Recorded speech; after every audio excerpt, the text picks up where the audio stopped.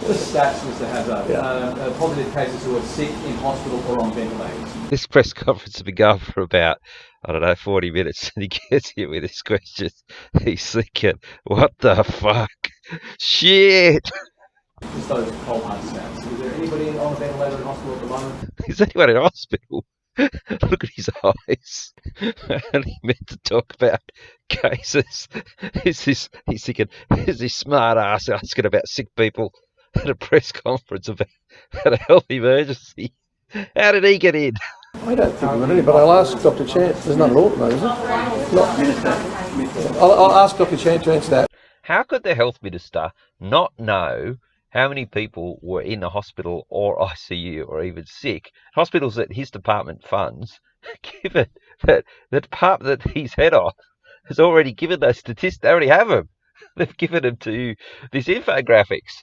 Well, surely he would have come prepared with all of the stats before he came to this major. This was a 47-minute long press conference.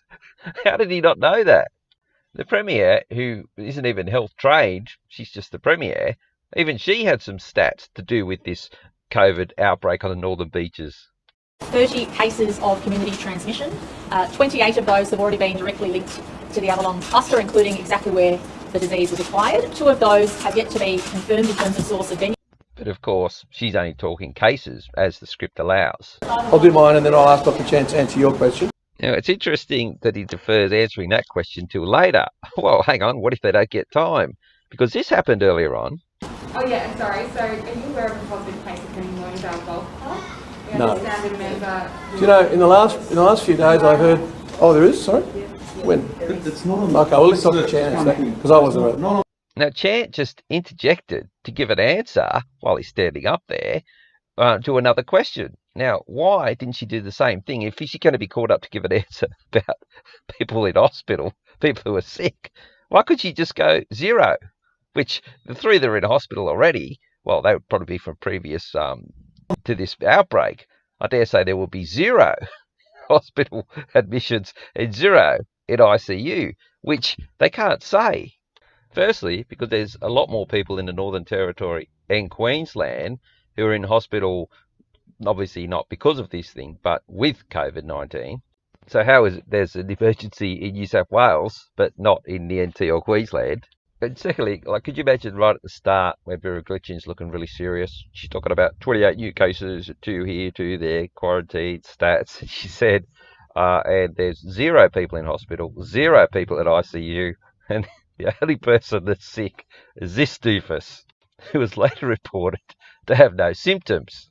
Straight after saying no one was sick, she launched into this. But what is most important is for us to act in an appropriate way to try and stop the spread as much as we can, that you stay at home, you monitor for symptoms and get tested and isolated until you get the results. We're also going back to no dancing, apart from 20 in a wedding party for Greater Sydney, Blue Mountains and Central Coast, going back to no singing and no chanting, except for places of worship that were allowed up to 5 in those settings. So we've reverted back essentially to those settings.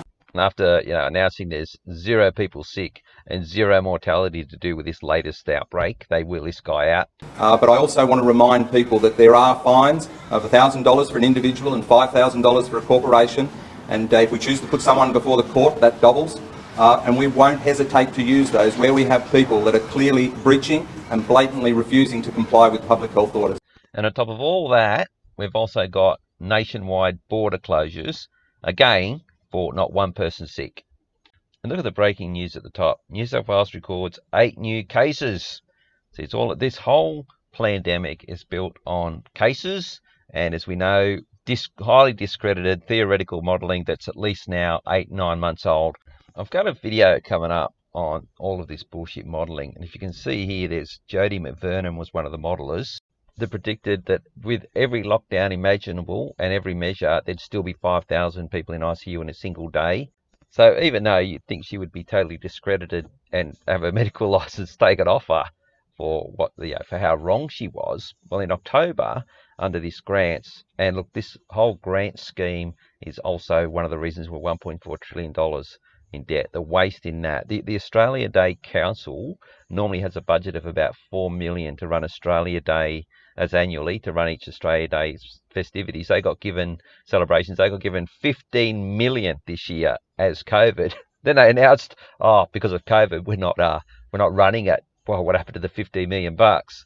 Well, same here with Jodie. She's been given 1.5 million, and look at what it's for. Some gobbledygook. It doesn't say she's employing a team or it goes to her. Could she buy 2 investment units? I mean, they'd, spend an hour drafting something up. How did they come up with 1.47 million to give to her? What proposition did she put forward for a single person to get $1.5 million? I mean, this looks like how she's received her money to be part of the Great Deception. Probably Gladys Berejiklian. What was that $30 million land deal? Oh, there was ICAC. Suddenly that's all gone away. Perhaps that's how she got her bonus. Yeah, who knows? So there's obviously multiple reasons for this operation where nobody's sick, and among the psych war they've got going against us. But 2 main ones that have jumped out certainly is that it's the continued attack on the small Gold Coast businesses. Got a video coming up on that. All of the motels that are up for sale is about double what it was last year, and all of that real estate is going to be snapped up by all of the big foreign operated tourism parks that are being bailed out by us. I had a video on that. They all got a couple $100 million because they had a couple of animals, apparently a couple $100 million to look after some elephants or something.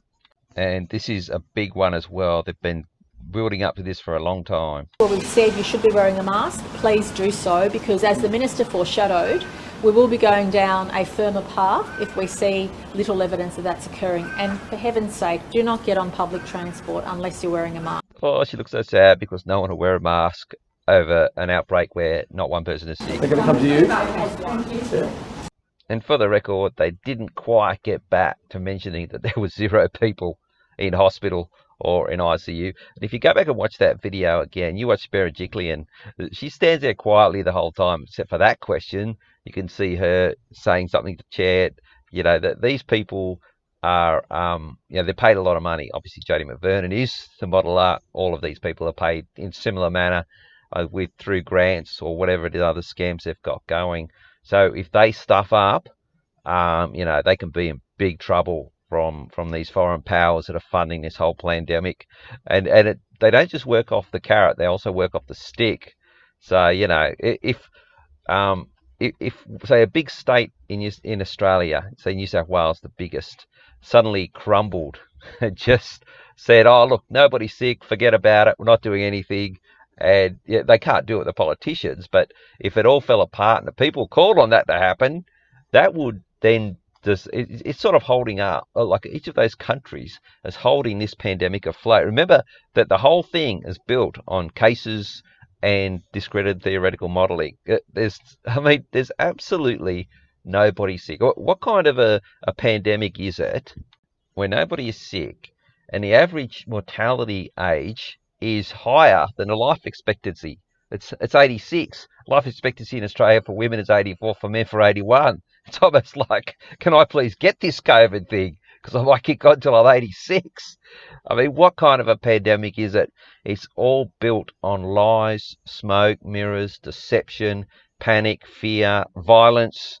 That's what it's built on. It's not built on anything to do, as we know, with any danger to the health of the world's human population. And the major players in this are all of these bought and paid for public officials and politicians who front up in front of the New South Wales logo there and just read their scripts, avoiding anything to do with talking about the health of the people, and all to do with cases and how we're going to fine you and smash you down if you don't do what you're told. It was pretty funny watching Hazard, ducking and weaving. Of course, he had to think quick. Can't answer that one. Where's that reporter? Is he still here? He better be gone by now. Yeah, obviously I think most reporters would know. I don't know why that guy asked that question right in the middle of a health thing. How many people are sick? All right, that's it for this one.